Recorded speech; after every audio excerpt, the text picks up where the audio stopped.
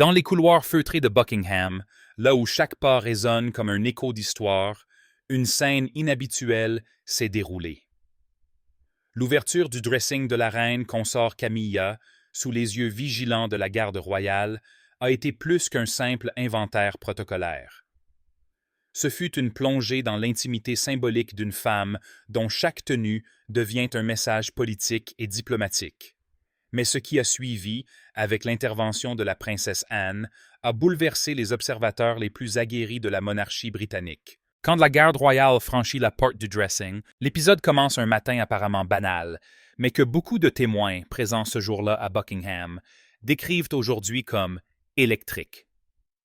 À l'aube, alors que le soleil dorait à peine les façades du palais, plusieurs membres de la garde royale ont reçu une mission inhabituelle.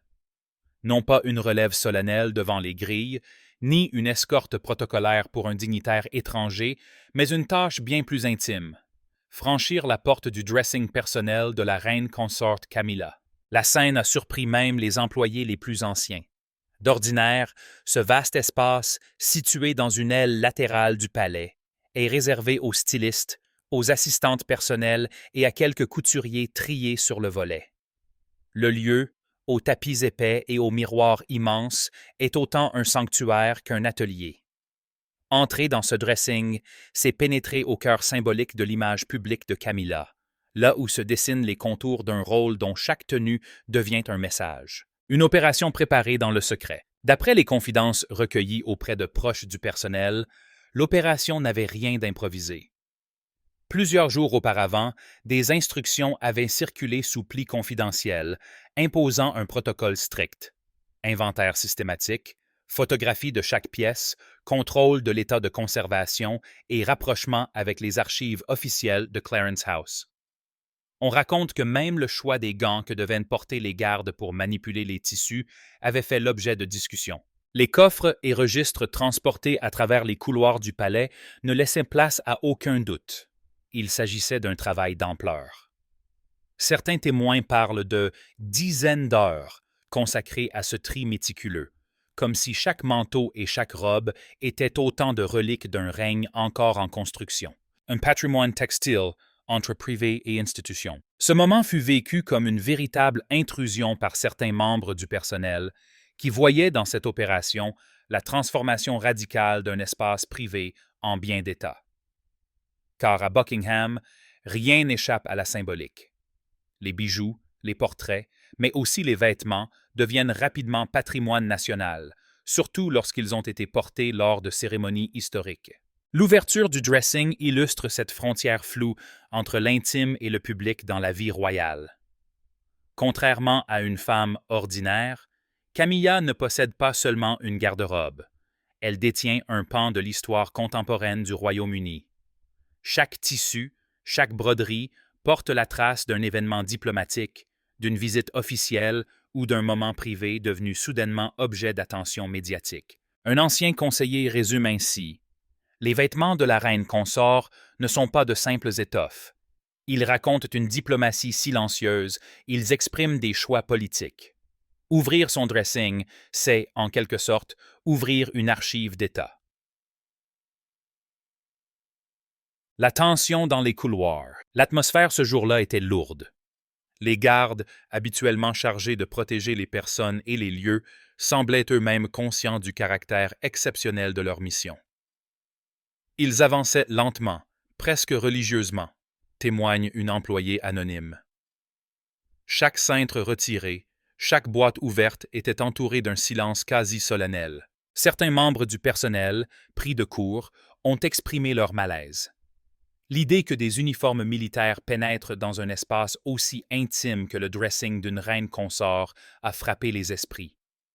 Cela rappelait à tous combien, dans la monarchie britannique, la frontière entre vie privée et institutionnelle est ténue, et combien la garde royale peut, d'un instant à l'autre, devenir gardienne non seulement des corps, mais aussi des symboles. Des pièces emblématiques sous la loupe. Parmi les premières tenues sorties des armoires figurait le tailleur crème porté par Camilla le jour de son mariage avec Charles, pièce immédiatement identifiée et soigneusement placée dans un écrin spécial. Plus loin, une robe bleu nuit portée lors d'une visite d'État en France a été soigneusement photographiée, chaque pli étudié, chaque bouton comparé aux archives officielles. Mais ce qui a le plus frappé les témoins, ce fut la découverte de vêtements encore jamais vus par le public. Des robes pastel sans date ni note d'archivage, des chapeaux à large bord qui semblaient avoir été conçus pour des événements qui n'ont jamais eu lieu. Ces fantômes vestimentaires alimentent aujourd'hui toutes les spéculations. S'agissait-il de projets abandonnés, de choix jugés inopportuns, ou bien de simples essais restés dans l'ombre? Un membre du personnel confie. On avait l'impression de voir défiler non seulement l'histoire passée, mais aussi des futurs possibles qui n'ont jamais existé. Un inventaire qui dépasse le protocole. Si la version officielle veut que l'opération ait été menée en vue d'une future exposition consacrée à la mode royale, plusieurs experts doutent de cette explication simpliste. Pourquoi, alors, mobiliser la garde royale, symbole de la sécurité de l'État, pour une tâche logistique? Pourquoi avoir imposé un tel niveau de confidentialité? Certains analystes avancent une autre hypothèse. Il s'agissait de vérifier que rien, absolument rien, dans le dressing de Camilla ne puisse un jour être utilisé contre elle ou contre la monarchie.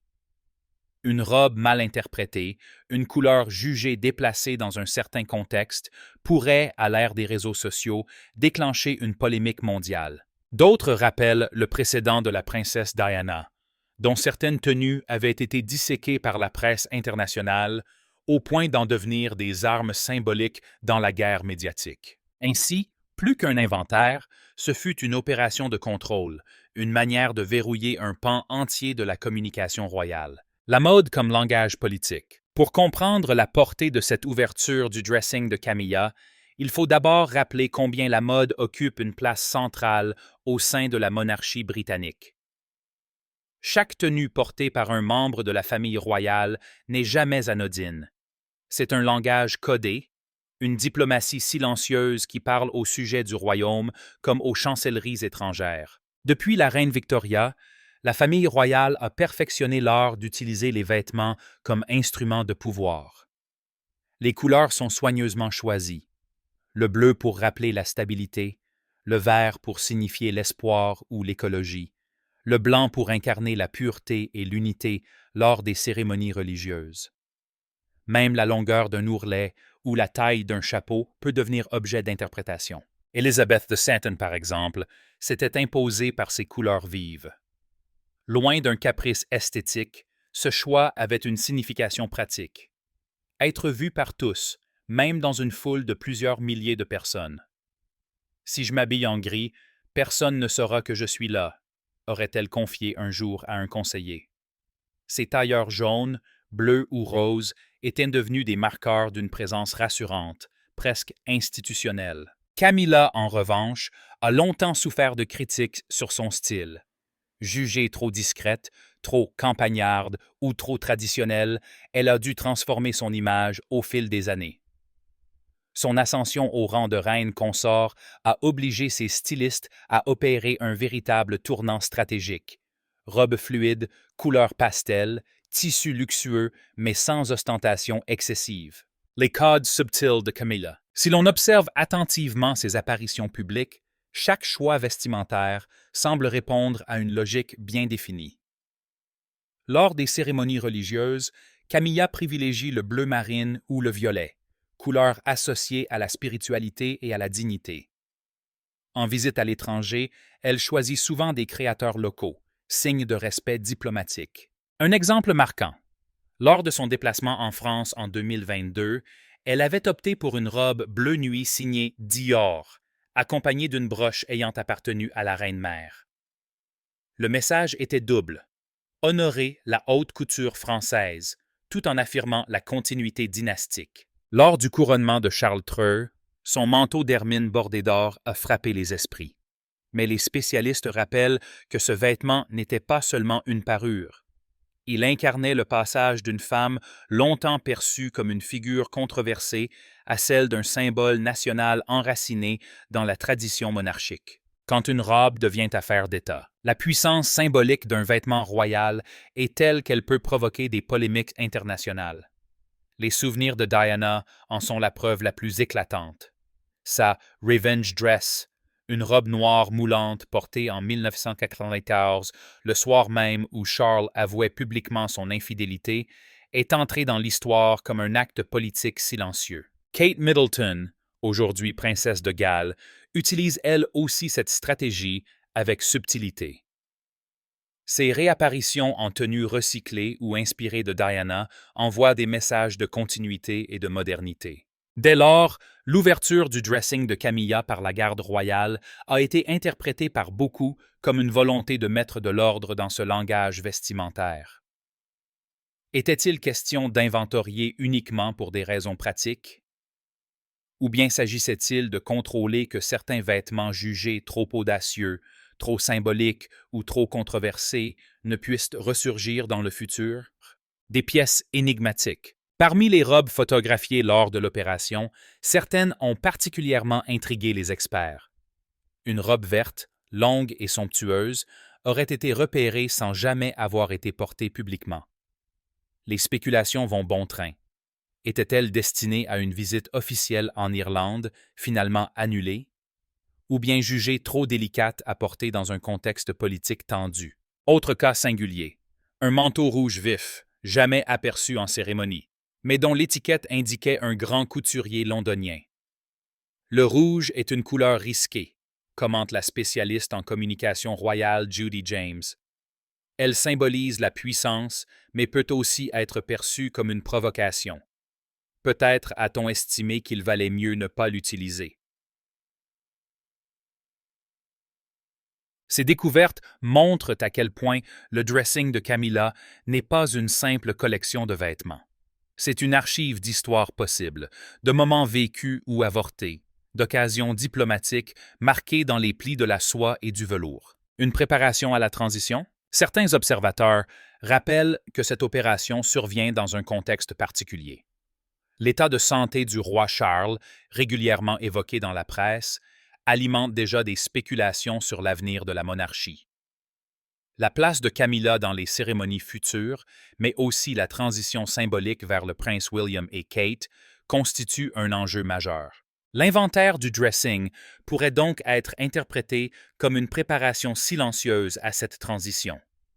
En contrôlant l'image vestimentaire de Camilla, l'institution cherche peut-être à verrouiller l'héritage qu'elle laissera derrière elle. Un ancien conservateur du Royal Collection Trust souligne: quand on organise les archives vestimentaires d'une souveraine, ce n'est pas seulement pour les expositions.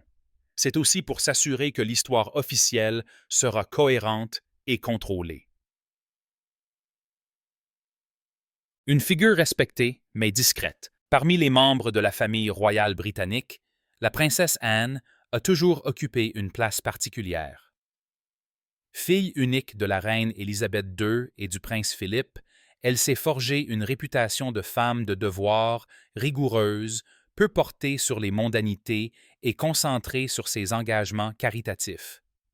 Elle est l'une des figures les plus respectées du royaume, souvent décrite comme la plus travailleuse de la monarchie, cumulant des centaines d'apparitions officielles chaque année. Contrairement à ses frères et à son neveu William, Anne n'a jamais cherché la lumière médiatique. Son style vestimentaire sobre, presque austère, son franc-parler parfois tranchant et sa discrétion dans les affaires internes lui ont valu l'image d'une gardienne silencieuse de l'institution. C'est pourquoi son intervention dans l'affaire du dressing de Camilla a suscité une telle surprise. Une demande inhabituelle. Selon plusieurs témoins proches du palais, Anne aurait insisté pour examiner elle-même une partie des registres dressés par la garde royale et les assistants de Clarence House. Elle ne s'est pas contentée d'un simple rapport oral. Elle aurait demandé à consulter les photographies, à interroger les archivistes et à vérifier certains détails concernant la conservation des tissus les plus anciens. Un conseiller royal, sous couvert d'anonymat, rapporte: Anne est arrivée d'un pas décidé, sans prévenir. Elle a demandé les registres, les a parcourus avec une minutie impressionnante. On aurait dit qu'elle voulait comprendre quelque chose qui échappait aux autres. La scène a marqué les témoins. D'ordinaire réservée aux réunions diplomatiques ou aux cérémonies militaires, la princesse se plongeait cette fois dans les détails d'un inventaire vestimentaire, un domaine qui ne semblait pas relever de ses attributions habituelles. Les hypothèses autour de son geste. Pourquoi Anne a-t-elle ressenti le besoin d'intervenir? Plusieurs hypothèses circulent dans les cercles royaux et médiatiques. Un signe de méfiance envers Camilla? Certains y voient une marque de prudence, voire de défiance. Anne, très attachée aux traditions et aux protocoles, aurait voulu s'assurer que la garde-robe de la reine consort ne contienne rien de compromettant ou de trop audacieux pour l'institution. Un geste de protection? D'autres pensent au contraire qu'elle cherchait à protéger Camilla. En supervisant personnellement l'inventaire, Anne s'assurait qu'aucune pièce ne puisse être mal interprétée ou exploitée par les tabloïds. Une stratégie institutionnelle? Enfin, une troisième lecture évoque une stratégie plus large. Anne, respectée pour son intégrité, aurait été envoyée, officiellement ou officieusement, pour donner une légitimité à cette opération. Sa présence garantissait que l'inventaire n'était pas une manœuvre politique, mais une démarche honnête au service de l'histoire royale. Le poids de l'expérience d'Anne. Son intervention prend tout son sens à la lumière de son expérience passée. La princesse Anne a vécu de près les tempêtes médiatiques qui ont frappé sa famille. Le scandale de l'abdication d'Edward VIII, la médiatisation tragique de Diana, les affaires du prince Andrew. Elle sait combien un simple détail, une image, un mot de travers peut embraser l'opinion publique. Un ancien journaliste royal rappelle « Anne a une mémoire d'éléphant. Elle se souvient de chaque crise. Elle sait que ce qui paraît insignifiant peut, dans quelques mois, devenir une bombe médiatique. » En vérifiant la garde-robe de Camilla, Anne aurait donc agi non seulement en sœur du roi, mais en garante de la continuité institutionnelle. La réaction du personnel et de Camilla. Selon des confidences recueillies auprès du staff, la présence d'Anne a créé une atmosphère mêlée de respect et de tension. Les assistants se sentaient observés, jugés. Certains ont même avoué avoir eu peur de commettre une erreur devant elle. Quant à Camilla, aucune réaction officielle n'a filtré.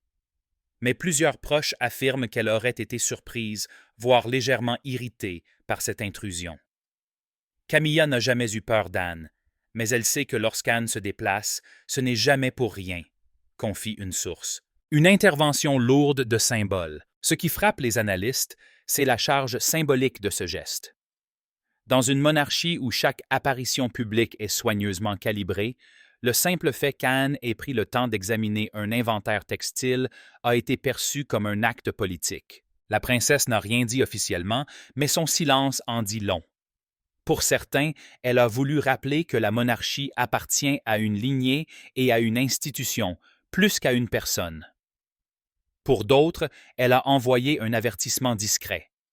L'image de la reine consort doit rester irréprochable, car toute faille fragiliserait la couronne. Les échos dans la presse et l'opinion. Très vite, les tabloïds britanniques se sont emparés de l'histoire. Certains titres parlaient de « une Anne vigilante », d'autres de « une Anne méfiante ». Les commentateurs débattaient « était-ce un signe de division au sein de la famille royale ou au contraire la preuve d'une solidarité protectrice ?» Sur les réseaux sociaux, les opinions se divisaient. Certains internautes saluaient la rigueur d'Anne, la décrivant comme l'ultime garante de la dignité royale. D'autres dénonçaient une ingérence humiliante pour Camilla, rappelant les années où elle avait dû lutter pour être acceptée par l'opinion. Un séisme médiatique contrôlé. À peine quelques jours après l'opération, la presse britannique s'empare de l'affaire.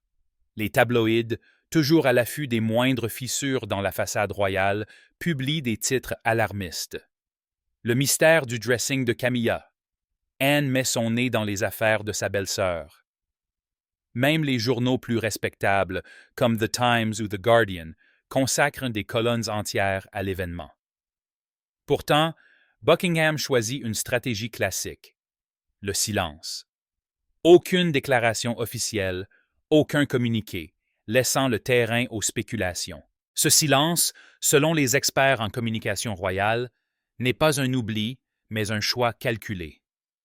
Plus la monarchie se tait, plus les médias se perdent en conjectures. Cela permet de diluer la polémique sans avoir à démentir frontalement, explique un analyste. L'opinion publique divisée. Du côté du public, les réactions sont contrastées. Certains Britanniques saluent la rigueur d'Anne. Pour eux, elle incarne la vigilance nécessaire pour protéger l'institution contre les faux pas. On sait que chaque vêtement compte, mieux vaut qu'Anne vérifie, commente une citoyenne interrogée par la BBC. Mais d'autres y voient une humiliation implicite infligée à Camilla. Après des décennies de critiques et de comparaisons incessantes avec Diana, la reine consort peine encore à se faire accepter par tous. Voir sa garde-robe inspectée par la sœur du roi ravive pour certains l'image d'une femme encore mise à l'épreuve, jamais complètement intégrée. Les cercles diplomatiques en alerte. À l'étranger, l'épisode n'est pas passé inaperçu. Les ambassades, habituées à scruter les gestes et symboles royaux, y voient une illustration des tensions internes à la famille Windsor. Pour les diplomates français, allemands ou américains, l'affaire est un rappel que la monarchie, malgré sa façade immuable, reste fragile face aux crises d'image. Un diplomate européen confie: quand la garde-robe d'une reine devient une affaire d'État, c'est que la monarchie joue son rôle le plus ancien, celui d'un théâtre où chaque détail compte. Les historiens rappellent les précédents. Pour certains historiens, cette intervention de la garde royale et d'Anne n'est pas une première. Ils rappellent que, dans les années 1950, la reine Élisabeth II avait fait vérifier les collections vestimentaires de sa sœur Margaret, jugées trop audacieuses. Plus récemment, certains choix de Meghan Markle avaient été recadrés par les conseillers de la reine afin d'éviter des symboles mal interprétés. Ainsi, l'affaire Camilla s'inscrit dans une longue tradition de contrôle, où la liberté individuelle s'efface devant la logique institutionnelle. Une fracture ou une solidarité? Le cœur du débat reste la question. L'acte d'Anne était-il un signe de fracture ou un geste de solidarité? Les commentateurs se divisent. Pour les uns, il s'agit d'une méfiance claire. Anne, gardienne de la tradition, aurait voulu s'assurer que Camilla, longtemps contestée, ne prenne pas trop de liberté. Pour les autres, il s'agit d'une protection. En supervisant l'inventaire, Anne a peut-être voulu garantir que rien ne soit exploité à mauvais escient. Dans tous les cas, cet épisode confirme une vérité ancienne. Au sein de la monarchie britannique, rien n'est jamais laissé au hasard. Une leçon pour l'avenir. Au-delà du cas Camilla, cette affaire rappelle à quel point l'image publique de la couronne est fragile. Dans un monde saturé par les réseaux sociaux, une photographie d'un vêtement mal choisi peut suffire à alimenter une polémique mondiale. La vigilance d'Anne et la mobilisation de la garde royale apparaissent alors comme une réponse préventive à ce nouveau contexte médiatique. Pour Camilla, l'enjeu est de taille. Reine consort, elle doit désormais incarner une stabilité au moment même où son mari, le roi Charles, voit sa santé fragilisée et où le couple William-Kate concentre déjà les regards de l'opinion. Son dressing, loin d'être une simple collection de robes, devient une vitrine où se joue une partie de l'avenir de la monarchie. Une garde-robe devenue affaire d'État. L'ouverture du dressing de Camilla par la garde royale, suivie de l'intervention inattendue de la princesse Anne, révèle une monarchie en tension entre modernité et tradition. Ce qui aurait pu rester une opération logistique est devenu un acte politique, révélateur de la fragilité, mais aussi de la puissance des symboles royaux. La question reste ouverte. S'agit-il d'un signe de fracture interne, d'un avertissement à Camilla, ou au contraire d'une main tendue pour la protéger?